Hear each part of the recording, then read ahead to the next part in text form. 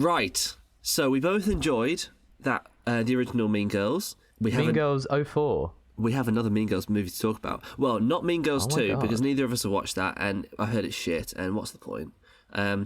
But we do have a new Mean Girls out this year. Do you want to tell the audience about it? 20 years after the original Mean Girls comes Mean Girls 2024, following Katie Heron, who moves from Africa. Doesn't matter where in Africa. No, it does. It's Kenya from in this Africa. one. No, it's Kenya in this one. Oh, I'm already falling apart. She moves from Kenya to America to go to high school for the first time. And in high school, she meets a group of plastics led by Regina George, and shenanigans occur. They sure do. What did you think of this movie? Although, because I've seen your Letterboxd review, I think I might know. This was, almost immediately, I looked to my partner, and she looked at me, and we both just cringed, and we spent the whole film laughing at the film, because I hated it with such deep pain. It was so bad. I saw you gave it half a star. Half a star. And that's generous. Me and Ali Keeling went to see it, and we both thought it was fine. I think we were both sort of between 3 and 3.5. We were both like, yeah, that was entertaining. There was a bunch of laughs. Way too high. I don't think it is. Way too high. I think there's some funny laughs. There's some good jokes. Oh, God. Right, let's go through this, shall we? Let's go through it. Let's start with the big issue, right? Yeah. This does not do anything to justify its existence. Well, it's a musical, which is different. But the music is bad. The music is not memorable. It is atrocious. I've listened to one song since a few times, which is by far the most entertaining. What do you think that might be? The only one that has come back to me is that my name is Regina George. Oh, that one was shit. Because that's the only line I remember, and I think it was like maybe the second song. I am a massive deal. And then I have because it's no so idea bad. what she's singing after that. She mumbles so much. I have no idea what a single line is she says after that point. Yeah, what was yours? I loved "Sexy," the like Karen song. I thought it was so funny, like the Halloween one.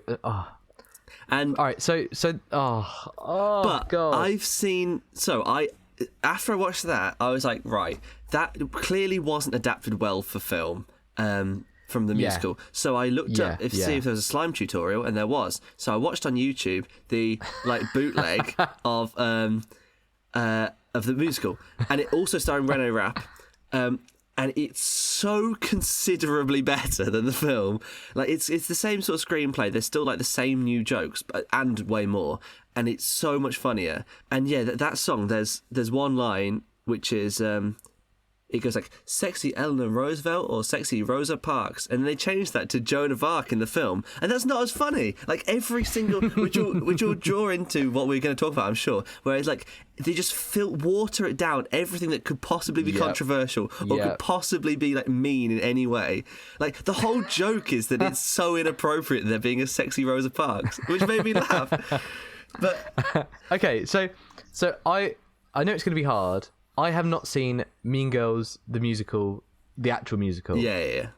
So I think if we can, I'd like to try and just do the film, because I know we've briefly spoken about it, and you've said that they dropped like 8 songs from the musical. The musical is like almost sung through. I mean, like even like they'll sing so much, and it works. It works so much because I think it's basically, whereas I think the new one was trying so hard just to be a remake of the original, because that's what will get bums on seats. I think the musical is almost like its own music in its own right. It's so many original jokes, but it's like the plot is the plot of Mean Girls, which we all know, and it expects you to have seen it. And I think that worked so well. Like, so yeah, all the songs are kind of, there's loads of songs, there's loads of new stuff, and it felt fresh. It felt like it had a reason to exist. And yeah, they use, there's a lot of stuff from the musical in the film, but there's also so much repeated stuff from the original, but obviously not as good. So it's just, what's the point? So before we get into the real deep dive of this, second sub point, I would like to make the point that the Mean Girls musical is just a worse version of the Heathers musical. I haven't seen the Heathers musical. because the Heathers musical makes sense because you're juxtaposing an edgy film about murdering children and adding songs to it and making it more funny. That is a funny juxtaposition. But Mean Girls is, what if we take an edgy film, make it edgy but for a modern audience? That's it. Yeah, I mean, the musical, even though it's slightly edgier than the film adaptation of the musical, it's still like much watered down. Like it doesn't say slut all the time and stuff, which I kind of get.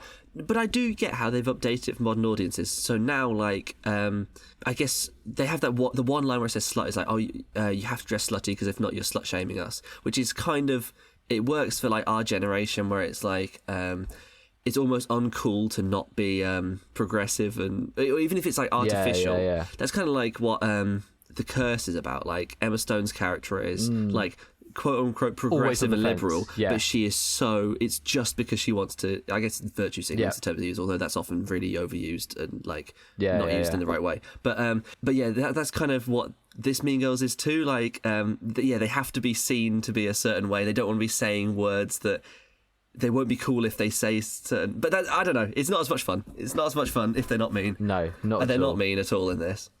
They're not mean. So yeah, let's talk about the characters. Let's say as a blanket thing, I would recommend not watching this film. Go and watch the first one because it is beat for beat exactly the same, but less funny or not funny, watered down and not edgy, and just worse in every single way. Like character. It's so bad. I do agree that it's worse in every way, but I think there's certain bits where it's less worse than other bits. But yeah, I mean, like I said, like, it works on stage because even like in this film, there's like whole dialogue scenes where they just recreate it. If you're gonna remake it as a song, so it's significantly different and worth existing. Add value to what you're doing. Yeah, I remember the scene where Katie and Aaron, where he says like you're a clone of Regina.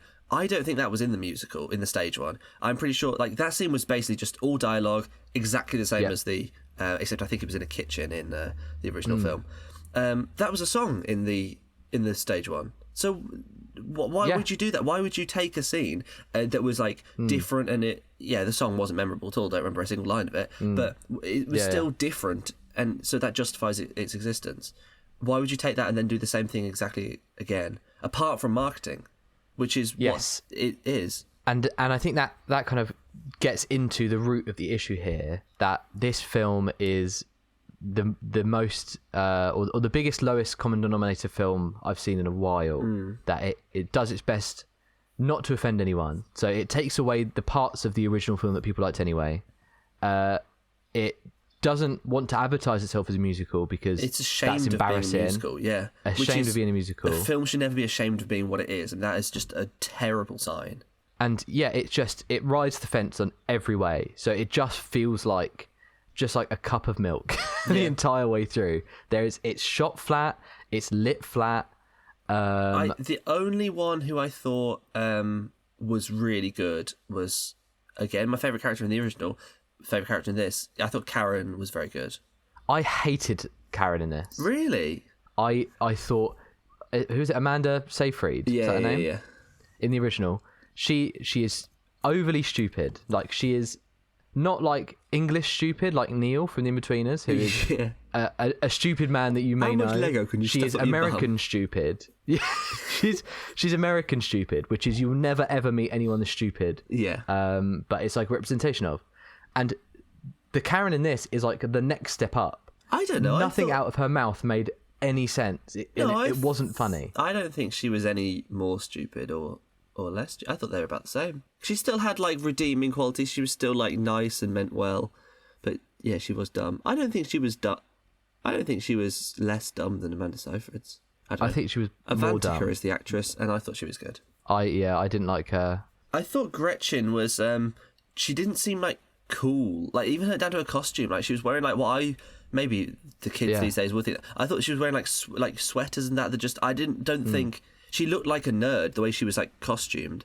And and her performance, like, she wasn't mean in any way whatsoever. She was just like none of them were mean. I mean, but Regina was occasionally mean. Karen and Gretchen, not an ounce of meanness in their body. They were just unkind. They were just rude. Regina was slightly rude to people. Yeah, Regina was rude. She had an attitude. But yeah, she didn't ruin people's lives. There was just one scene, like, when you first introduced in the cafeteria, she says that, like, someone should use his real voice, and then he goes, bitch! And that's almost it. And she released the burn book, which she had written anyway. But yeah, no one. We said about it earlier. No one is scared of the Mean Girls. No. They do not want to be them. They don't want to talk to them. It's not like you don't get a feeling that people want to be them. Something I've kind of thought with the original and with this: if they're so cool, if they're so like popular, why do they only have 2 friends each, or like 3 friends? Like, yeah. Surely the most popular group should have like a big group. It's the same in every group around them. It's kind of the same in most things, but I guess that's because they want to have just characters rather than having like essays with them or like smaller roles. But yeah, surely. I mean, from my experience from school, like the cool people have lots of friends and are always talking to lots of people because that's why they're popular. Let's talk about the lead, Spider-Man girl. Yeah, and Gary Rice. Not good. It's weird because I've seen her in a few things and I've always thought she's really good. Like in, have you seen Senior Year, which is a terrible, like high school. It's about Rebel Wilson is a cool girl in school, but she's played by Gary Rice, like Australian in an American school, and then she is in a cheerleading accident and she goes into a coma for like 20, 30 years, however much it is, and then adult Rebel Wilson goes back to high school to finish off, and it's like, because she's old. But yeah, when she's like young for the first 10 minutes of the film, she's played by Gary Rice, and the character's like really rude and does like, she's basically how a mean girl should be, and she's brilliant. I thought she was so funny. She's like the funniest part of the movie, and she's only in the first few minutes, and so I kind of thought, like, okay, so she's definitely got the chops to play a mean girl, definitely. And she's, just nothing to me. Yeah, what a wet blanket she was in this. Yeah, she's a good singer, but it's not. To be fair, I've heard people slagging off her singing. I don't think she had anything to work with, really. None of the songs were like like they didn't have any sort of musical chops to them. So that's exactly what I thought. That the songs in this, it must be completely different for the stage show, but in the film, the songs in this were her first song. Mixed and presented. Say is different. She has a different first song in the film to in the stage. Okay. Neither were memorable, but at least I can remember the one on the stage one was called "It Roars," and I can't remember. I have no idea what the name of this original one, the one in the film is.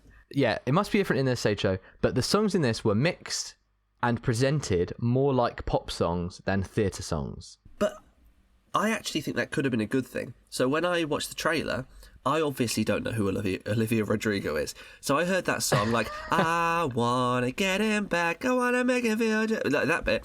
And I thought, this low-key kind of slaps, you know? Because this is, like, kind of sounds sort of like noughties in a way, but it's also modern. And I can see this being in the charts. I was like, okay, if this is the sort of songs they're doing, then if they're trying to do, like they clearly want to make the girls look popular, look cool. Like, okay, this actually works well.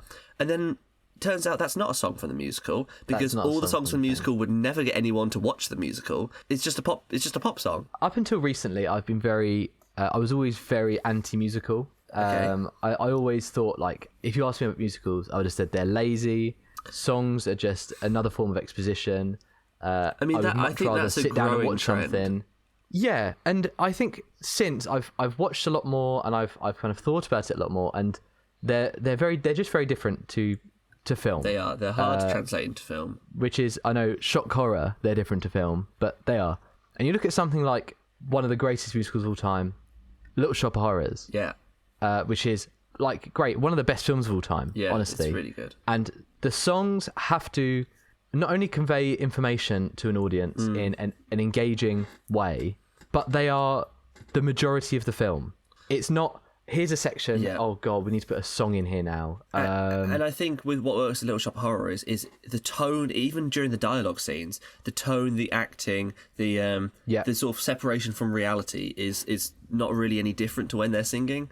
Whereas Mean Girls is like, they have a serious talking... if you were to just watch like the scenes without the songs in, you'd never know it was a musical. Whereas the way they're like so heightened in Little Shop of Horrors, it's like, well, this is... that's it. Even you think of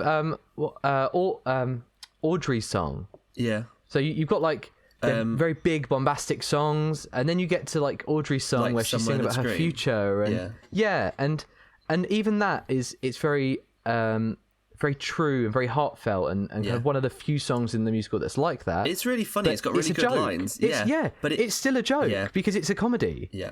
But in this, you've got Gretchen's song, which like comes out of nowhere, where she goes into a wardrobe and starts singing. Like it wasn't funny, and like didn't add anything at all. It was just so weird. Well, that's why I liked the song "Sexy" the most, because I think it was the only song that added something. It had some good jokes, although not as good as in the musical, as in the stage one. And it added. It expanded. It took the scene from the original and expanded upon it. I don't think any other song did. I disagree with that. Okay, I disagree. That for me, that was one of the songs that I was like, I hate this. Well, completely. I thought it was quite fun. But I saw it and was like, okay, so they've gone, what is an iconic scene from the film? I'm a sexy mouse. And then, and then have done a song around that. It's like, you know when you go to a theatre and they put the big curtain down at the front because they need to change the scene in the back? Yeah. So they like send someone out to do something to waste time. I know what you're and then they change. about, It's like that, but they didn't have a scene change because it's a film. So I was like, well, why am I sat here?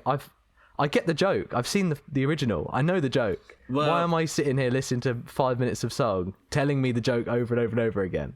Yeah, it's weird because it almost kind of expects you to know the original because it does sort of adds on jokes in the original, and it also kind of, if you have seen the original, then it's like we're just watching the clock to get past it to get somewhere new.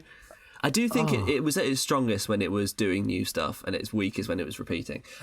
What I did like about some of the jokes, though, they did is, so when they did the fetch joke, let's talk about. So they had the bit in the cafeteria where she says fetch for the first time. Regina's like, what's that? And she says it's from an old movie, clearly referencing the first Mean Girls. And then, but that doesn't make sense. That does not make sense, does it? In the logic of the film. Yeah, well, whatever. But then, and then the second time, they don't have that scene in the mall, so she doesn't say it again. And then, so the second time we hear it, was like, in the original film, what was the payoff? Is like, stop trying to make fetch happen, it's not going to happen, at the like Christmas dance thing. And so I like the new one, how they then carried on and did new jokes with the fetch thing. So they did Kevin Napor trying to do a word, then his friend saying, stop trying to make this happen, it's not going to happen. And then they had a sort of Gretchen says it to Karen, and Karen at the end is like, oh, I like that word. And so it's sort of, you know what I mean? Like, I quite like how they treated some bits as like a sequel and expanded upon stuff. There was some other stuff, I can't remember any of the other examples, but they sort of took original stuff and ran with it rather than just doing the same exact shit again occasionally. And that was what I liked that. My favourite part of the film was the end credits. I think it was when I considered leaving. I think it was that Halloween song where it starts as a TikTok dance. Yeah, it did, yeah. I almost cringed up into non-existent. See, I heard people saying like they hated the social media aspect, but I thought like, first of all, I thought, well, that's realistic, really, for like, school these days, and also I think that kind of works for a musical because it gives an excuse for characters to be talking to the audience, as it were. If everyone's making TikToks these days, which they are, it kind of I think it gives an in-universe reasoning for the characters to be acting the way they are, breaking the fourth wall. But it only happens like twice. I don't know. I feel like they have like montages quite often. Well, yeah, it may be in songs. Yeah. I just almost died. I was like, where is Subway Surfers in the corner when I need it? Why can't I be watching someone play Subway Surfers while this film's on? I didn't like... They had like... Is it Megan Thee Stallion? I didn't know who she was when I was watching the film. I only heard like afterwards. But because there was just some random like adult woman who was occasionally on TikTok in the compilations of the students. And apparently I kind of gathered it was like a celebrity. Apparently it's Megan Thee Stallion. Why? Oh, she looked like a woman to me, not a horse at all. Wait, have we covered the marketing? Yeah, the fact that they were ashamed to make it a musical, briefly. And so basically just hid the fact that it was a musical. Yeah, I think I understand the director has a job to... He has to find a balance. He has to make it the right amount like the original, that the fans of the original will be appeased, and he needs to make it a new thing that's like cool while also being a fucking Broadway musical, which is about the least cool thing possible. Like I love musicals. I know you said you didn't like them as much. Maybe you like them more now. You used to. I like them more now. I'm older and more mature. I do like a musical more. To me, musicals are the best art form. I would, instead of making like film, I would make musicals if I knew anything about music. I love them. I just think it's I think music is like the purest art form, and so like the idea of telling a story, like a film narrative, like a proper narrative, but then with music, I think is just the perfect way, and dance. I think it's the perfect way of telling a story. I love them. But yeah, certain things don't suit it. Mean Girls doesn't suit a musical. Mean Girls does not suit it. It's too well. It is like silly, and yeah, it's like the acting is a bit melodramatic in the original. But at the end of the day, it's a normal story about normal people in a normal, relatable school, normal place. Yeah. Yeah. Well, talking about dancing, what did you think of the choreography for the songs? Well, it wasn't particularly memorable. They only did it like from time to time is the weird thing. Like, I kind of feel like if they're going to do that, not only like we said with Little Shop, that it should have been sort of heightened throughout, but I think they should have done... So what songs were there? There was that like Revenge Party, and there was also Apex Predator, well, the ones where it's all around the whole school, everyone dancing, choreography, and I thought it worked quite well. It should have been a bit more music video-y, I thought. Like, they could do... You see, that's exactly the issue I had, is that I hated... Again, I'm sorry, can you... If we can get, like, any time I say I hated this film, take a shot, and you'll be smashed. I really disliked how they were just like music videos, and the dances were like TikTok dances. Well, so they were... I was like, as a cynic I am, okay, we need to do, like, a dance where they're stationary within the screen of a phone, and it's just like their arms doing something. Yeah. Because then kids are going to watch that and go, I'm going to copy that to this song. Yeah. That's not how a musical is done. Yeah. Because it should be huge and grand and involved and actually done by a choreographer and not a child on TikTok. I mean, they had a bit of that in the Matilda musical recently. Like, there was a bit in Revolting Children where like a girl does dance down a hallway, and it is like TikTok dance, but it's incredible choreography, and everyone around them is doing incredible stuff. Yeah, and it's so well done. Yeah, what I meant by like, I wish it was more like a music video is I think if they're gonna do a Mean Girls musical, obviously all the songs have to be different. But I think if they're gonna make it like cool, if you're gonna have like Olivia Rodrigo type songs, which I think is the sort of thing might work for it. It should be like, there's no reason why younger people or like new generation should dislike musicals, because they watch music videos, and a music video is just like a musical. It's a character singing while dancing goes on around them and stuff, and they like that, but lots of them in a row is a musical. So if they did Mean Girls that's an album. If they did Mean Girls like that, it could be cool. Like, if it was cool... I could see that. I could see it. So that's kind of why I wish they did it more like that and had more artistic stuff, but it was always just they're going down the hallways of school, maybe in different costumes to how they were before, doing a TikTok dance. I thought Apex Predator was really bad. I thought it was really cringe. I think they kind of, because in that Revenge Party one, like, they had there was like decorations all around at the set, and everyone was wearing different costumes. I thought they should have been dressed a bit more like animalistically, but they're just dressed like students, but they're just acting like...